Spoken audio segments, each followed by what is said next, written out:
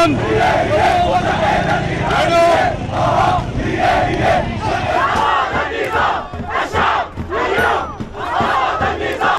Syria से रूस भाग चुके बशर अल असद ने अपने तख्तापलट के बाद सोमवार को अपना पहला बयान जारी किया, जिसमें उन्होंने कहा कि सीरिया अब आतंकवादियों के हाथ में है। इसके साथ ही उन्होंने लिखित संदेश में पूरे घटनाक्रम पर अपनी सफाई पेश की।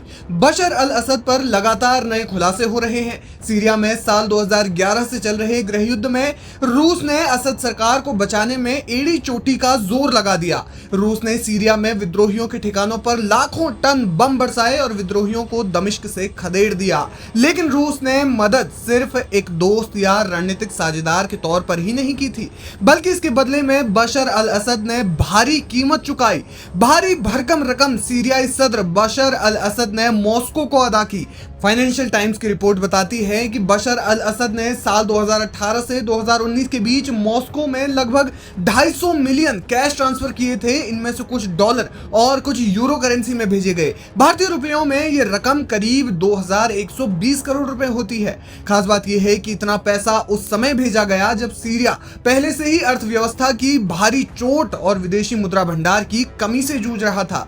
रिपोर्ट में कहा गया है कि इतनी रकम को मॉस्को ट्रांसफर करने में मध्यस्थता सेंट्रल बैंक ऑफ सीरिया ने की थी, जिन्होंने सीरिया से मॉस्को के वेनुकोवा एयरपोर्ट तक फ्लाइट के माध्यम से इतना कैश ले जाने की सुविधा दी थी। यानी ये सारा कैश फ्लाइट के जरिए मॉस्को पहुंचा। रूस की राजधानी पहुंचने के बाद ये पैसा रशियन फाइनेंशियल कॉर्पोरेशन बैंक में जमा करवाया गया। फाइनेंशियल टाइम्स की रिपोर्ट में फ्लाइट का डेटा भी दिया गया है। रिपोर्ट बताती है कि फरवरी 2019 में सेंट्रल बैंक ऑफ सीरिया ने 20 मिलियन यूरो यानी करीब 178 करोड़ रुपए फ्लाइट के जरिए मॉस्को भेजा। इसके अलावा 13 मई 2019 को सीरिया में एक विमान 10 मिलियन डॉलर कैश लेकर मॉस्को पहुंचा। इसी तरह से अलग अलग विमानों में करोड़ों डॉलर की रकम रूस की राजधानी में पहुंचाई गई। इस तरह से कुल 21 फ्लाइट्स के जरिए 250 मिलियन डॉलर का कैश रूस भेजा गया। खास बात यह है कि ये सारा पैसा जिस रशियन फाइनेंशियल कॉर्पोरेशन बैंक में जमा करवाया गया, वो बैंक कर्ज देने वाला बैंक है और इस बैंक का पूरा नियंत्रण रोसोबोरोन एक्सपोर्ट कंपनी के पास है, जो हथियार बनाने वाली एक सरकारी कंपनी है।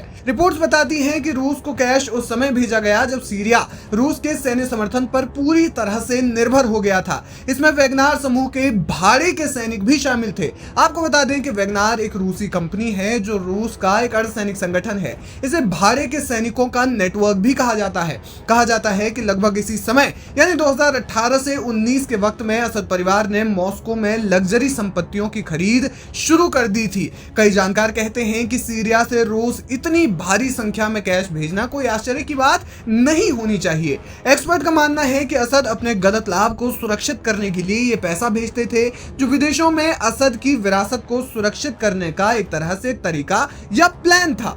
कहा जाता है कि रूस वर्षों से असद शासन के वित्त का आश्रय स्थल रहा है, यानी किसी भी परेशानी या आपातकाल की स्थिति में असद के पैसों या उनके वित्तीय मामलों को सुरक्षित करने में रूस सबसे सही जगह मानी जाती है। बताया जाता है कि दमिश्क में विद्रोहियों के बंद होने के कारण असद के मॉस्को भाग जाने से शासन के कुछ पूर्व वफादार भी नाराज हो गए, जो इसे असद के अत्यधिक स्वार्थ के प्रमाण के रूप में देखते हैं। कहा यह भी जाता है कि रूस के साथ सीरिया के संबंध समय के साथ ज्यादा गहरे होते गए, क्योंकि रूसी सैन्य सलाहकारों ने असद के युद्ध प्रयासों को बढ़ावा दिया, यहां तक कि उन्हें विद्रोहियों को खदेड़ने में कुछ समय के लिए सफलता भी मिली थी। यही वजह है कि असद के लिए रूस एक सुरक्षित ठिकाना बन गया और पहले तो उन्होंने सीरिया से अकूत धन को मॉस्को ट्रांसफर किया और तख्तापलट के समय खुद रूस निकल गए।